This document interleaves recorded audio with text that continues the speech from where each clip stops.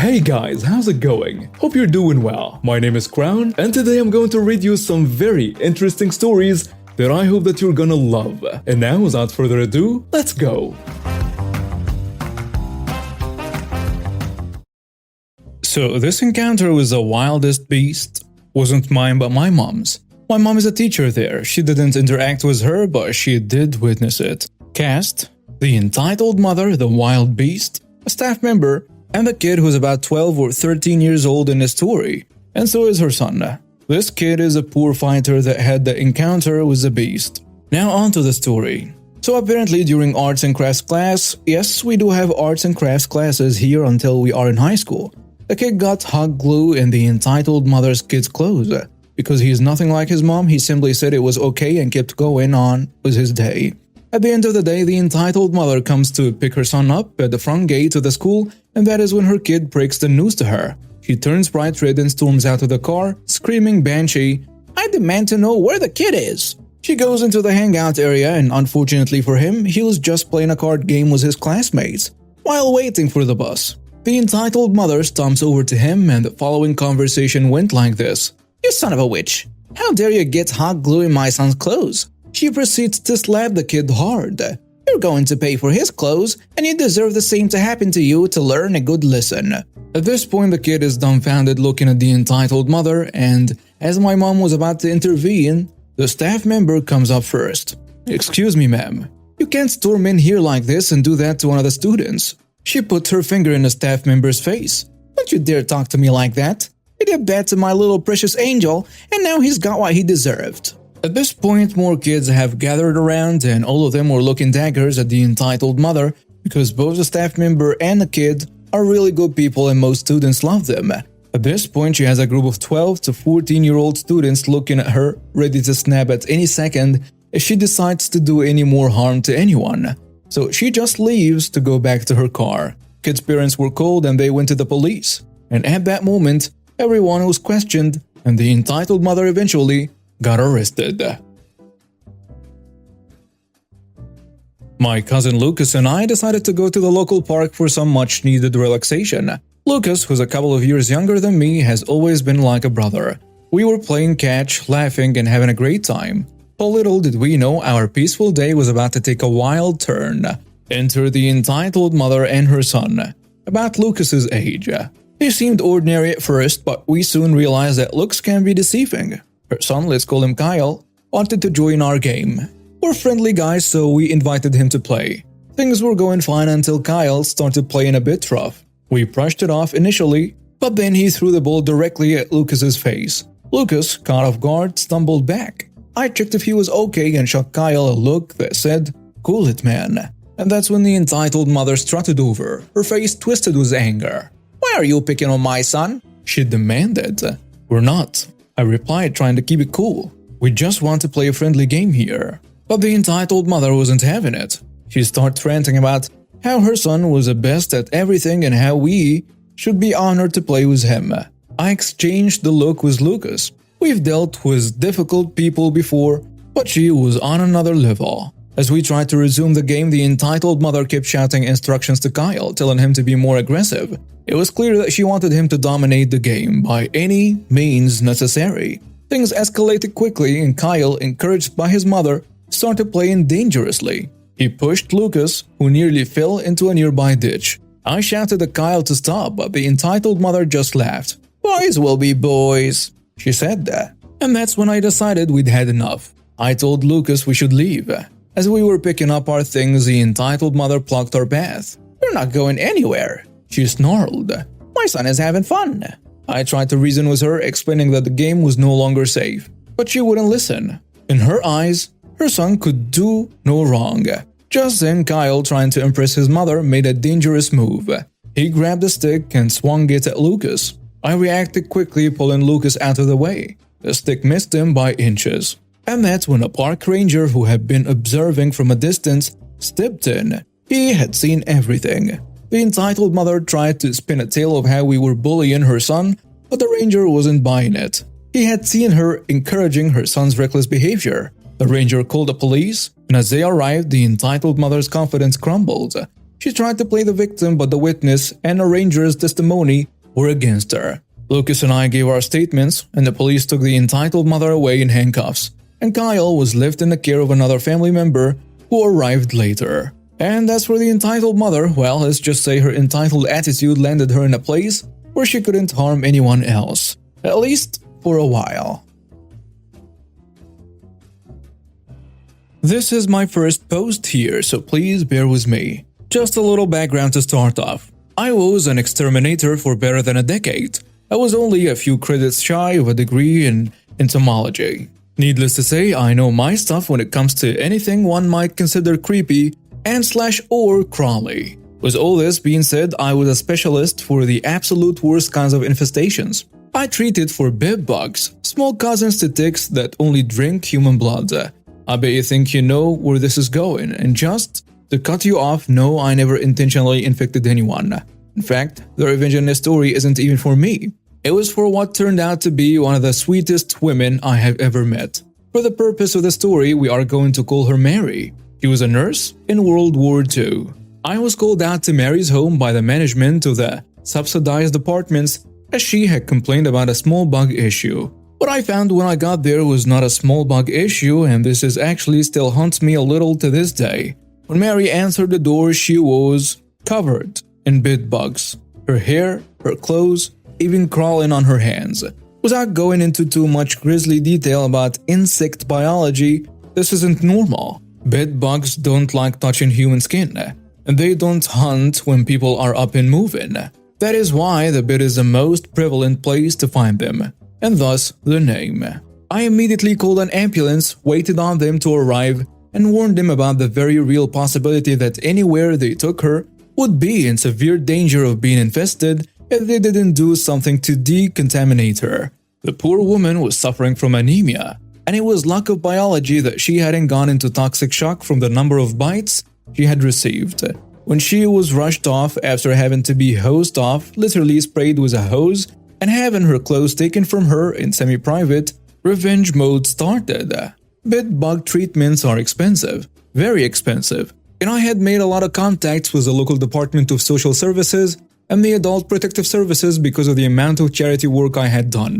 Every single one of them got a phone call. Subsidized apartments have rules, including that they have to make routine checks, and for an infestation to get to that level, it had gone unchecked for years. She was being eaten alive for years now. I called the local news, warned every neighbor, and collected statements about exactly how often the maintenance staff and management had entered the apartments. Once DSS and APS was done, I urged every single person who has put in jeopardy of infestation to file civil lawsuits, and recommended a lawyer I had done some work for in the past. He was more than happy to take the cases as a class action suit.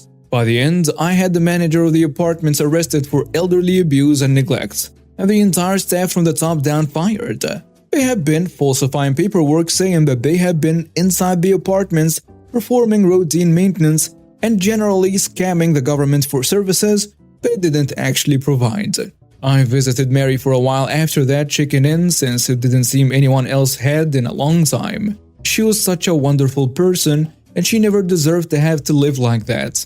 Her health recovered for a while, but time eventually came for her. I'll never forget her, or forgive the people that allowed it to happen in the first place.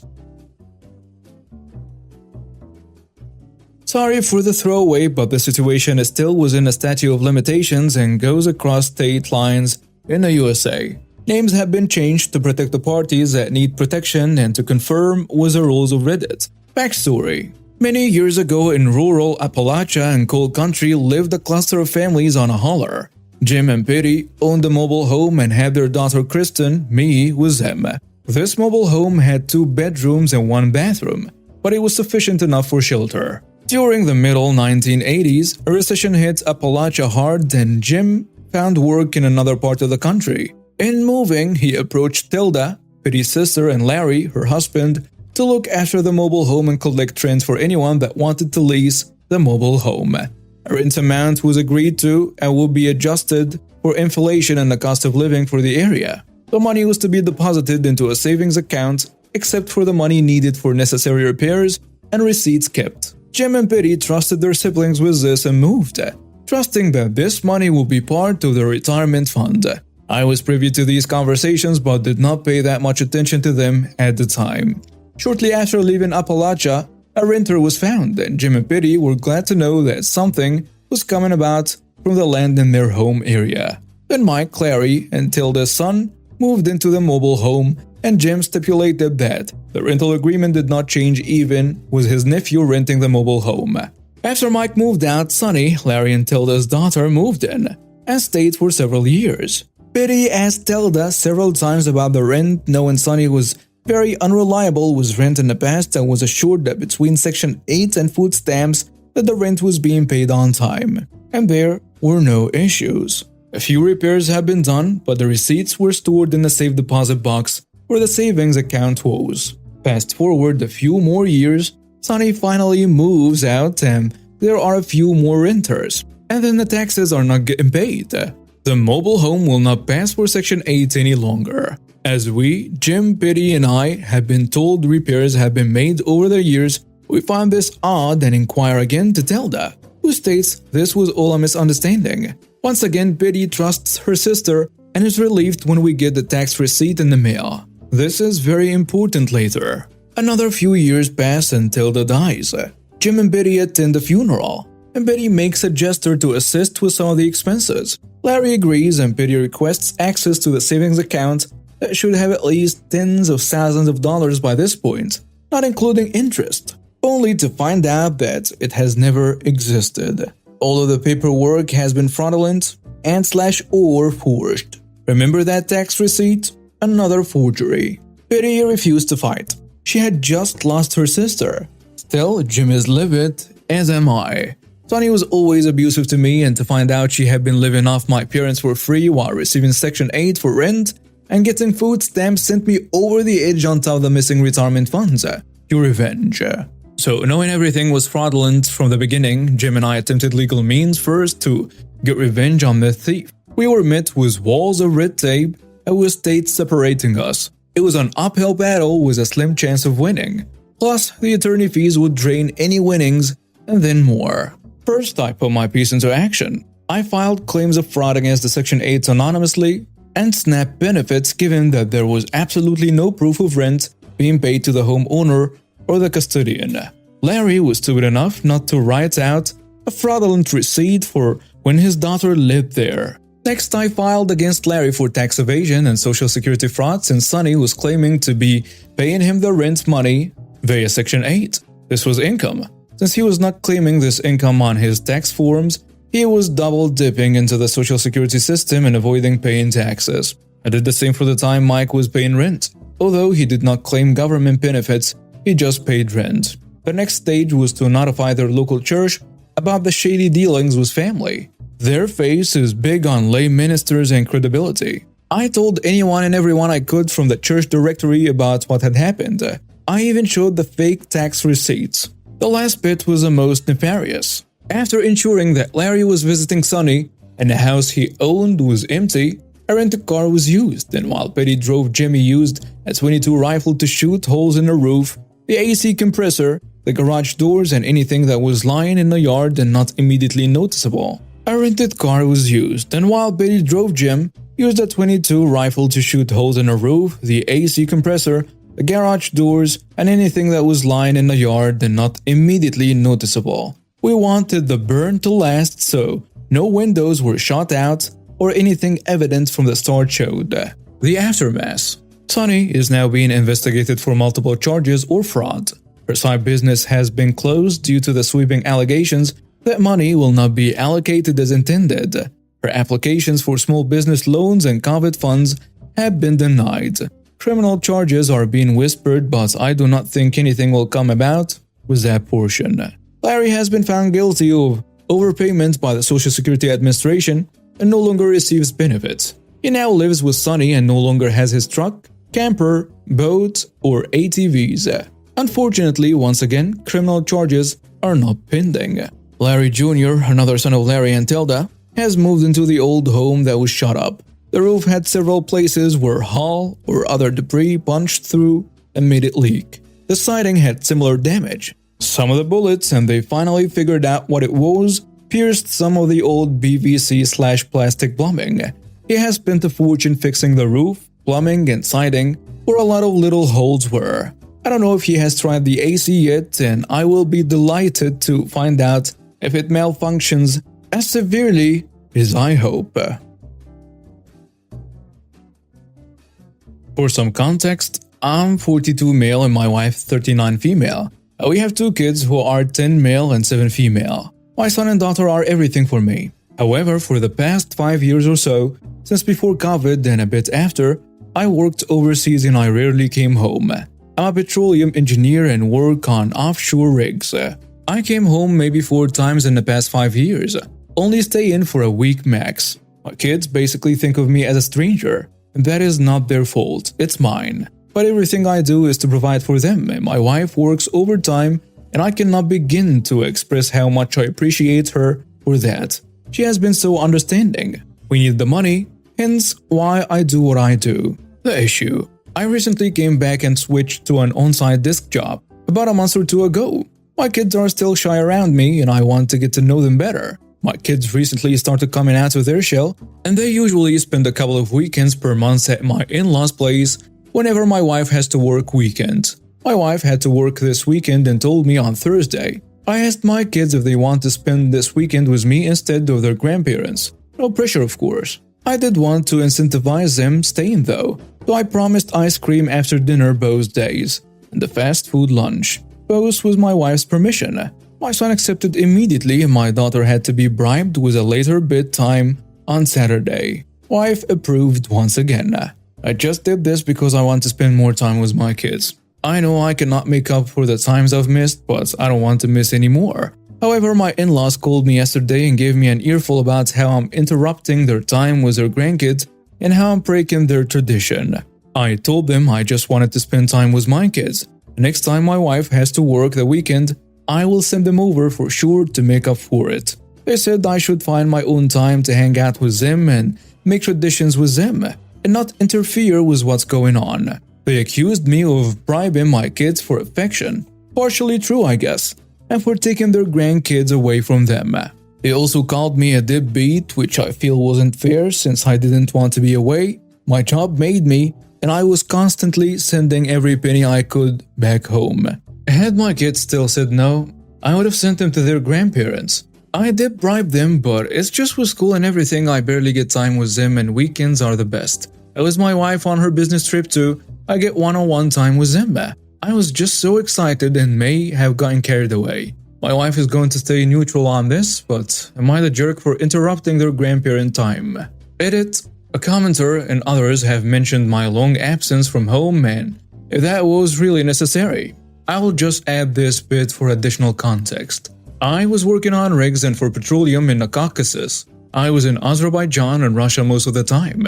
In Russia, as an American citizen, I was warned that carelessly leaving the country would put me in a terrible position when I tried to re-enter the country for my work, due to geopolitics between Russia and America. In Azerbaijan, I was having visa issues to begin with, and I was advised by an immigration lawyer in Baku to not leave with my visa and stay until the end.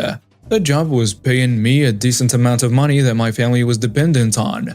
I talked through it with my wife and she was the one who encouraged me to stay and tough it out. She was my rock. We needed the money for my kids and my wife's brother-in-law passed away, so we had to help out my wife's sister as well with our nieces and nephews. And now some comments on the post. Someone saying, "You're not the jerk. These are your kids. I understand why your in-laws would be sad to miss out on their usual weekends, but if they really care about the kids, they should be glad you're home and eager to build a stronger relationship with your family. If you want to be nice, you could suggest the in-laws come hang out with you and the kids so you can both get some fun kid time in. But you're not obligated to, especially if the kids are likely to ignore you in favor of their grandparents in that case. You're already being nice by saying they will definitely give the next weekend. You're allowed to want to spend time with your kids and you're allowed to make decisions with your wife about your kids' schedule." Another commenter adds, "Not the jerk. They lost their credibility and any moral high ground they might have had by calling you a deadbeat. You most certainly are not that." The third commenter goes with, "You're not the jerk. Your children need to know you." The grandparents have been there for the kids and I can see them being hurt and even cautious. You have missed so much you can't just have that back, so time and fun is the best way to bridge the gap. And now we have reached the end of today's stories. Thank you for watching and see you next time.